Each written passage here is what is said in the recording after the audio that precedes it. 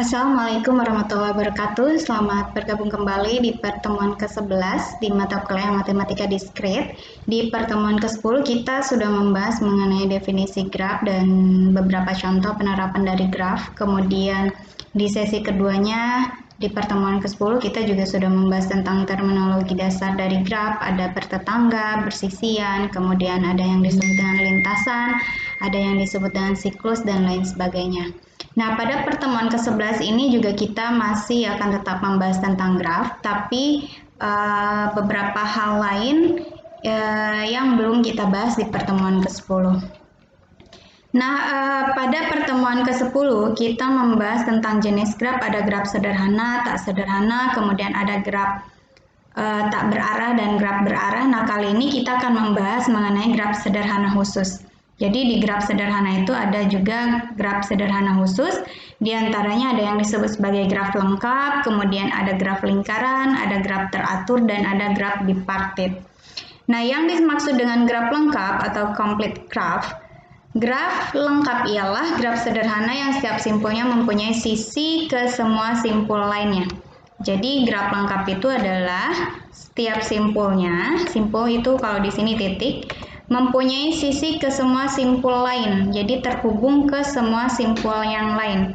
Nah, di dalam graf lengkap dengan n buah simpul dilambangkan dengan Kn, setiap simpul pada Kn berderajat n dikurangi 1. Masih ingat derajat ya?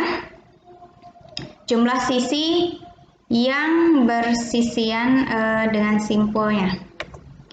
Jadi di sini dapat diperhatikan ini contohnya. Dia mempunyai sisi ke semua simpul yang lain. Simpul yang lain. Kemudian yang ini mempunyai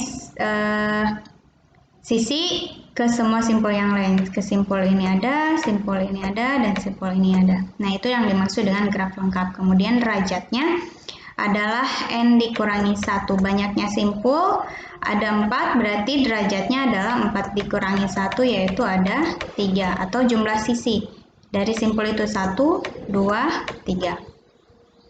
Nah, itu yang dimaksud dengan graf lengkap. Kemudian ada yang dimaksud dengan graf lingkaran. Graf lingkaran adalah graf sederhana yang setiap simpulnya berderajat 2. Graf lingkaran dengan n simpul dilambangkan dengan Cn, C indeks n. Kemudian jika simpul-simpul pada Cn adalah V1, ini nama simpulnya, V2, Vn boleh namanya yang lain. Maka sisi-sisinya bisa berpasangan V1 V2, V2 V3, kemudian Vn-1 Vn, dan Vn dengan V1. Nah, seperti ini. Jadi graf lingkaran adalah graf sederhana yang setiap simpulnya berderajat 2. Berderajat 2 artinya si simpul ini memiliki dua sisi. Sisi 1, sisi 2. Kemudian yang ini juga sisi 1, sisi 2. Yang ini juga sisi 1, sisi 2. Nah, itu yang dimaksud dengan graf lingkaran. Kemudian ada yang disebut dengan graf teratur, yaitu graf yang setiap simpulnya mempunyai derajat yang sama. Jadi setiap simpulnya memiliki derajat yang sama. Kalau memiliki derajat yang sama, berarti dia sebenarnya memenuhi sifat graf lingkaran. Atau mungkin saja dia bukan graf lingkaran tapi dia derajatnya sama. Nah, itu disebut sebagai graf teratur. Contohnya, simpul yang ini dia berderajat 2, 1, 2 sisinya ada 2. Kemudian simpul yang lain yang hijau sisinya juga sama. Ini sisi 1, sisi 2 misalnya. Kemudian simpul yang lainnya juga derajatnya 1, 2. Simpul yang terakhir maksud saya sisinya juga ada 1 dan 2. Nah, itu yang dimaksud dengan graf teratur. Jadi setiap simpulnya memiliki derajat yang sama. Kemudian ada yang disebut dengan graf bipartit. Graf G kita sebut sebagai graf G yang himpunan simpulnya dapat dikelompokkan menjadi dua himpunan bagian, V1 dan V2, sedemikian sehingga setiap sisi di dalam G menghubungkan sebuah simpul di V1 ke sebuah simpul di V2, disebut sebagai graf bipartit dan dinyatakan sebagai G V1 V2. Nah, apabila setiap simpul di V1 bertetangga, ingat bertetangga ya, berarti ada sisi yang menghubungkan dari simpul V1 ke V2-nya. bertetangga dengan semua simpul di V2, maka GV1 dan GV2, GV1, V2 maksud saya disebut sebagai graf bipartit lengkap, dilambangkan dengan KM, M. Nah, jumlah sisi pada graf bipartit lengkap adalah M dikalikan N. Ini mirip seperti fungsi di dalam kalkulus antara himpunan A dan himpunan B atau relasi yang kita bahas di pertemuan-pertemuan awal. Jadi ini adalah dua himpunan bagian dari graf G. Jadi ada graf G, kemudian dibagi menjadi dua himpunan yaitu V1 dan V2. Kemudian ini adalah simpul-simpulnya. Nah, selanjutnya ketika setiap simpul di V1 bertetangga dengan semua simpul, jadi memiliki sisi, kalau di dalam kalkulus disebutnya sebagai fungsi, ini garisnya adalah fungsi atau relasi di pertemuan awal ya. Kemudian yang ini juga dia memiliki sisi yang dihubungkan terhadap setiap simpul di V2, maka itu disebut sebagai graf bipartit. Nah, graf bipartit ini disebut sebagai graf bipartit lengkap ketika semua V1 itu bertetangga dengan semua simpul di V2. Kemudian jumlah sisi pada graf bipartit lengkap adalah M dikalikan N. Jadi banyaknya simpul di V1 dikalikan dengan banyaknya simpul di V2. Kemudian bagaimana caranya kita merepresentasikan graf? Sama seperti di dalam relasi, bagaimana cara merepresentasikan relasi. Jadi dalam merepresentasikan graf, kita juga bisa menggunakan matriks ketetanggaan, kemudian ada matriks bersisian, dan ada senarai ketetanggaan. Nah, untuk matriks ketetanggaan, misalkan kita memiliki graf V, E, V adalah simpul, E-nya adalah sisi. Ada graf dengan N simpul, jadi banyak simpulnya adalah N, di mana N-nya itu lebih besar atau sama dengan 1, minimal ada 1 simpul. Matriks ketetanggaan G adalah matriks dwimatra berukuran N kali N, jadi matriks N kali N, jadi banyaknya simpul. Bila matriks tersebut dinamakan A sama dengan AIJ, maka AIJ sama dengan 1 jika simpul I dan simpul J bertetangga. Ingat, bertetangga berarti dia memiliki sisi yang menghubungkan antara simpul I dan simpul J. Kemudian kalau dia tidak memiliki sisi yang menghubungkan simpul I dan simpul J, maka AIJ-nya adalah 0. Jika simpul I dan simpul J tidak bertetangga. Paham ya? Kemudian matriks bersisian, sama misalnya kita memiliki graf V, E, kemudian ada banyak N simpul dan M buah sisi. Matriks bersisian G adalah matriks dwimatra berukuran N kali M. Jadi kalau matriks ketetanggaan itu dilihat dari bertetangga atau tidaknya simpul terhadap simpul lain. Tapi kalau bersisian itu dilihat juga dari banyaknya sisinya. Nah, baris menunjukkan label simpul.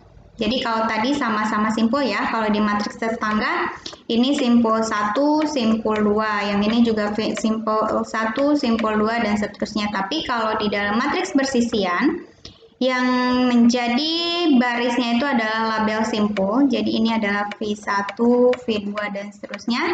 Nah, yang menjadi kolomnya adalah label sisinya, E1, E2, dan seterusnya. Nah, itu bedanya antara matriks ketetanggaan dengan matriks bersisian. Kemudian, bila matriks tersebut dinamakan AIJ, maka AIJ sama dengan 1 jika simpul I bersisian dengan sisi J. Kalau ini bersisian dengan sisi J. Sebaliknya, kalau tidak bersisian dengan sisi J, maka nilainya sama dengan 0. Kemudian cara ketiga kita untuk merepresentasikan graf itu bisa menggunakan senarai ketetanggaan. Senarai ketetanggaan ini adalah mengenumerasi, masih ingat ya mengenumerasi itu seperti apa? Simpul-simpul yang bertetangga dengan setiap simpul di dalam graf. Jadi dienumerasi. Nah, contoh untuk matriks ketetanggaan adalah seperti ini. Jadi kita memiliki 5 simpul di sini, 1, 2, 3, 4, 5. Ini simpulnya, matriks ketetanggaan ya. Jadi setiap baris dan kolomnya itu adalah simpul. Kemudian ketika si simpul ini bertetangga, kalau bertetangga artinya ada sisi yang menghubungkan dengan simpul lainnya. Misalnya dengan satunya lagi, dia tidak ada karena dia tidak ada looping. Paham ya? Tidak ada sisi looping sehingga nilainya adalah 0. Kemudian 1 dengan 2 bertetangga atau tidak, ada sisinya di sini, berarti nilainya adalah 1. Kemudian 1 dengan 3 ada sisinya di sini, berarti nilainya adalah 1. Kemudian 1 ke 4 tidak ada, dia harus melalui simpul 3, harus melalui sebuah lintasan, jadi nilainya adalah 0. Kemudian dengan 5 jelas tidak ada. Kemudian simpul 2 di sini dengan simpul 1 bertetangga atau tidak? Betul bertetangga karena dia memiliki sisinya, yang ini. Kemudian 2 dengan 2 tidak ada karena tidak ada looping. Kemudian 2 dengan 3 jelas yang ini ada sisinya berarti dia bertetangga. Kemudian 2 dengan 4 tidak ada, 2 dengan 5 jelas tidak ada. Nah, cara pengisiannya seperti itu sama untuk simpul 3, simpul 4, simpul 5.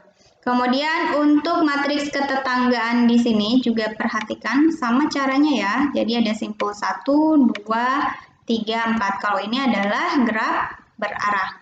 1, 2, 3, 4. 1, 2, 3, 4. Jadi arahnya beda, perhatikan arahnya ya. 1 dengan 1 tidak ada, karena dia tidak ada looping, berarti 0. 1 dengan 2, 1 dengan 2. Lihat arah dari 1 ke 2. Ada, berarti nilainya adalah 1. Kemudian 1 dengan 3, tidak ada. Sisinya adalah dari 3 ke 1, bukan dari 1 ke 3. Jadi bukan, lihat tanda panahnya ya. Jadi bukan seperti ini, tapi dari 3 ke 1 sehingga dia nilainya 0. Jadi hati-hati dalam merepresentasikan graf yang berarah, lihat arahnya. Bukan berarti 1,3 dengan 3,1 itu sama. Kalau di dalam berarah kan berbeda. Makanya di sini tidak ada untuk 1 ke 3 karena ada arahnya dari 3 ke 1 saja. Kemudian 1 ke 4 jelas tidak ada sisi yang menghubungkan antara simpul 1 dan simpul 4. Kemudian 2 ke 1. 2 ke 1. Ada jelas di sini. Kemudian 2 ke 2 tidak ada karena tidak ada looping. Kemudian 2 ke 3 ada, yaitu arahnya dari 2 ke 3, betul, 1. Kemudian 2 ke 4 ada, yang arah dari 2 ke 4 ada. 1, berarti. Kemudian 3. 3 ke 1 jelas ada di sini. 3 ke 1. Kemudian 3 ke 2 tidak ada karena arahnya adanya dari 2 ke 3. Kemudian 3 ke 3 tidak ada looping, jadi 0. Kemudian 3 ke 4 tidak ada karena arahnya dari 4 ke 3. Nah, itu cara merepresentasikan graf melalui matriks ketetanggaan. Contoh untuk graf sederhana dengan graf yang berarah, graf yang memiliki arah. Nah, selanjutnya matriks bersisian. Jadi perbedaannya adalah baris adalah simpul, kemudian kalau kolom adalah sisi. Jadi perhatikan di grafnya setiap sisinya harus memiliki nama sehingga kita dapat merepresentasikan graf itu melalui matriks bersisian. Kemudian caranya sama seperti tadi, hanya berbeda ini pasangannya dengan 1 dengan E1. Simpul 1 bersisian tidak, dengan E1 jelas bersisian karena si E1 ini menghubungkan simpul 1 dengan simpul 2. Kemudian 1 dengan E2, jalur ini jelas dia bersisian. Kemudian 1 dengan E3 tidak bersisian karena tidak menghubungkan simpul 1 dengan simpul maksud saya tidak bersisian dengan E3 karena ya dia berbeda ya, tidak bertetanggaan dengan simpul yang 2 dengan yang menghubungkan simpul 2 dengan simpul 3. Kemudian 1 dengan E4 jelas dia bersisian karena menghubungkan simpul 1 terhadap simpul 3. Nah, caranya seperti itu. Untuk selanjutnya 2 dengan E1 juga sama. Simpul 2 dengan E1 dia bersisian. Simpul 2 dengan E2 jelas bersisian dan seterusnya. Jadi perbedaan antara representasi graf menggunakan matriks ketetanggaan dengan matriks bersisian adalah matriks bersisian barisnya simpul, kemudian kalau kolomnya adalah sisinya. Sedangkan untuk matriks ketetanggaan baris dan kolomnya adalah simpul. Nah, kemudian ada senarai ketetanggaan. Kalau senarai ketetanggaan itu tinggal dituliskan saja simpul yang bertetangga dengan setiap simpulnya 1. Dia bertetangga dengan 2 dan 3. Kemudian simpul 2 dia bertetanggaan dengan 1, 3, dan 4. 1, 3, dan 4. Sisinya terhubung di sini. Kemudian simpul 3 dia bertetangga dengan 1, kemudian dengan 2, kemudian dengan 4. 1, 2, dan 4. Kemudian simpul 4 bertetangga dengan 2 dan 3. Nah, caranya sama untuk graf-graf yang lain ya. Senarai ketetanggaan. Nah, yang contoh di sini ada simpul terpencil 5, berarti dia tidak memiliki tetangga kemanapun karena tidak memiliki sisi yang menghubungkan ke simpul-simpul lainnya. Kemudian untuk matriks untuk senarai ketetanggaan untuk graf ya, maksud saya graf yang berarah di sini untuk graf berarah. Senarai ketetanggaan. Jadi senarai ketetanggaan 1, simpul 1 di sini lihat arahnya, dia bertetangga dengan simpul yang mana lagi? Lihat arahnya keluar, berarti hanya dengan 2 saja. Kemudian simpul 2, 2 itu arah keluarnya ke 1, ke 3, dan ke 4. Kemudian simpul 3 arah keluarnya ke 1 saja.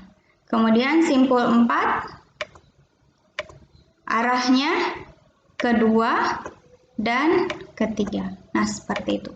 Itu adalah cara merepresentasikan graf melalui senarai ketetanggaan.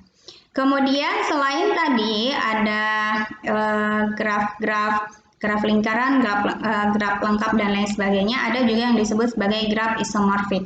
Nah, dua buah graf G1 dan G2, ini ada dua buah graf G1 dan G2, dikatakan isomorfik jika terdapat korespondensi 1-1. Masih ingat ya, korespondensi 1-1 antara simpul-simpul keduanya dan antara sisi-sisi keduanya. Sedemikian sehingga jika sisi E bersisian dengan simpul U dan V di G1, maka sisi E aksen di G2-nya ya berkoresponden E aksen yang berkoresponden dengan G2 juga harus bersisian dengan U aksen dan V aksen di G2-nya. Paham ya? Nah, ini adalah contoh dari graf isomorfik. Jadi ada graf G1, G2. Kemudian dia harus berkorespondensi 1-1. 1 dengan 2, dengan 3, dengan 4. 2 dengan 3, 4. Nah, di sini juga harus sama. 2A dengan B, dengan C, dengan D. B dengan C, dengan A, dengan D. Nah, itu disebut sebagai graf isomorfik. Jadi, graf isomorfik itu melibatkan dua graf. Kemudian dia harus berkorespondensi 1-1. Nah, di sini dua buah graf G1 dan G2 dikatakan isomorfik jika memenuhi ketiga syarat. Yang pertama, mempunyai simpul yang sama. Jadi, dihitung simpulnya ada berapa. Kemudian mempunyai sisi yang sama juga, mempunyai jumlah simpul yang sama berderajat tertentu. Jadi jumlah simpul yang sama berderajat tertentu. Kemudian ada yang disebut dengan graf planar dan graf bidang. Graf yang dapat digambarkan pada bidang datar dengan sisi-sisi yang tidak saling memotong atau bersilangan disebut graf planar. Jika tidak, maka disebut graf tak planar. Jadi graf yang dapat digambarkan pada bidang datar dengan sisi-sisi yang tidak saling memotong atau bersilangan maka disebut sebagai graf planar. Jika tidak maka disebut graf tak planar. Jadi yang ini dia memotong bersilangan. Ini bisa direpresentasikan atau digambarkan melalui yang potongan ininya keluar ke sini sehingga dia tidak bersilangan, maka ini bisa disebut sebagai graf planar. Paham ya? Kemudian graf planar dan graf bidang, cara merepresentasikannya. Representasi graf planar yang digambarkan dengan sisi-sisi yang tidak saling berpotongan disebut sebagai graf bidang. Jadi graf planar itu yang memiliki sisi yang tidak bersilangan, kemudian representasi graf planarnya yang digambarkan dengan sisi-sisi yang tidak saling berpotongan itu disebut sebagai graf bidang. Paham ya, graf planar itu yang tidak memiliki sisi yang berpotongan, kemudian cara representasi agar sisi-sisinya tidak saling berpotongan itu disebut sebagai graf bidang. Kemudian selanjutnya Sisi-sisi pada graf bidang membagi bidang datar menjadi beberapa wilayah atau region atau muka atau face. Nah, jumlah wilayah pada graf planar sederhana dapat dihitung dengan rumus Euler, yaitu N dikurangi E ditambah F sama dengan 2, atau F ini adalah E dikurangi N ditambah dengan 2. E adalah jumlah sisi dan N adalah jumlah simpul, sedangkan F adalah jumlah wilayah pada graf planar sederhananya. Nah, sehingga dapat dilihat di sini, lihat jumlah sisinya ada berapa? Sisi R1, R2, R3, R4, R5, R6. Ada sisinya ada 11 ya. 1, 2, 3, 4, 5, 6, 7, 8, 9, 10, 11. Ada 11 sisi. Kemudian jumlah simpulnya ada 1, 2, 3, 4, 5, 6, 7. Kemudian ditambah dengan 2, maka dia memiliki banyaknya bidang. Bidangnya ada 6. Jumlah wilayah ya. Wilayahnya yaitu wilayah R1, 1. Kemudian wilayah R2, 2. Kemudian wilayah R3. Kemudian wilayah R4, kemudian wilayah R6. R4 ini R5, kemudian wilayah yang terakhirnya adalah R6. Paham ya? Kemudian jika G adalah graf sederhana terhubung dengan E adalah jumlah sisi dan V adalah jumlah simpul, yang dalam hal ini V lebih besar sama dengan 3, maka berlaku ketidaksamaan Euler. E itu akan lebih kecil atau sama dengan 3V dikurangi 6. Jadi jumlah sisi itu akan lebih kecil sama dengan 3 kalinya jumlah simpul dikurangi dengan 6. Kemudian ada yang disebut sebagai teorema Kuratowski. Dua buah graf tidak planar khusus. Graf Kuratowski pertama yaitu graf lengkap yang mempunyai 5 buah simpul. Jadi graf Kuratowski pertama adalah graf lengkap, ingat graf lengkap yang mempunyai 5 buah simpul adalah graf tidak planar. Kemudian kalau graf Kuratowski kedua, graf terhubung teratur dengan 6 buah simpul dan 9 buah sisi adalah graf tidak planar. Jadi ada 2 buah graf tidak planar khusus, yaitu graf Kuratowski pertama adalah graf lengkap yang punya 5 buah simpul. Kemudian graf Kuratowski kedua adalah graf terhubung teratur dengan 6 buah simpul dan 9 buah sisi. Nah, itu adalah graf tak planar khusus. Kemudian sifat dari graf Kuratowski, yang pertama adalah kedua graf Kuratowski adalah graf teratur. Masih ingat graf teratur ya? Graf teratur itu yang memiliki derajat yang sama untuk setiap simpulnya. Kemudian kedua, graf Kuratowski adalah graf tidak planar. Kemudian penghapusan sisi atau simpul dari graf Kuratowski menyebabkan menjadi graf planar. Berarti ada sisi yang dihilangkannya adalah sisi yang menyebabkan sisi saling bersilangan. Kemudian graf Kuratowski pertama adalah graf tidak planar dengan jumlah simpul minimum, dan graf Kuratowski kedua adalah graf tidak planar dengan jumlah sisi minimum. Keduanya adalah graf tidak planar paling sederhana. Nah, graf G adalah tidak planar jika dan hanya jika ia mengandung uva-graf yang isomorfik dengan K5 dan K3,5 atau homomorfik dengan salah satu dari keduanya. Contohnya adalah ini grafnya ya. Kemudian graf dual, ada yang dimaksud dengan graf dual. Masih ingat dualitas ya?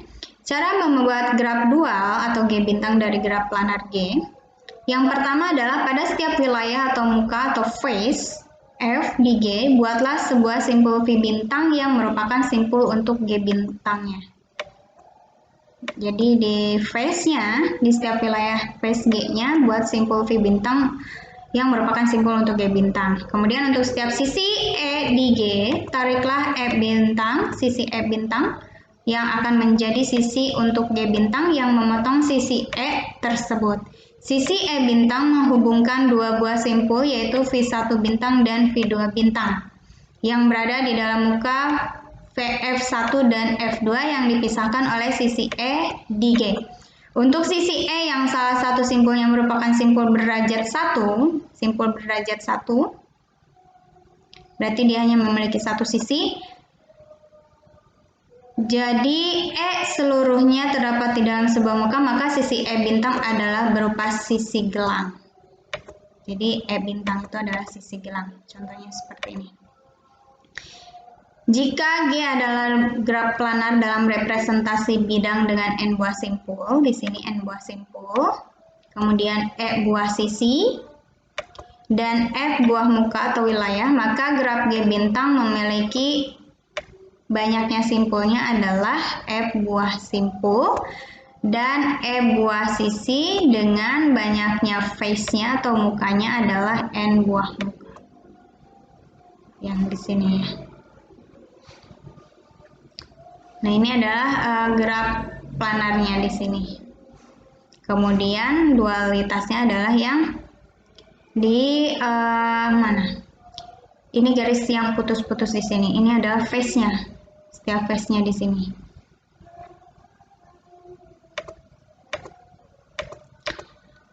Nah, itu pembahasan untuk graf-graf khusus. Selanjutnya, materi selanjutnya kita bahas di video berikutnya. Jika ada yang kurang jelas, boleh tanyakan langsung ke saya melalui WA atau melalui forum diskusi di e-learning.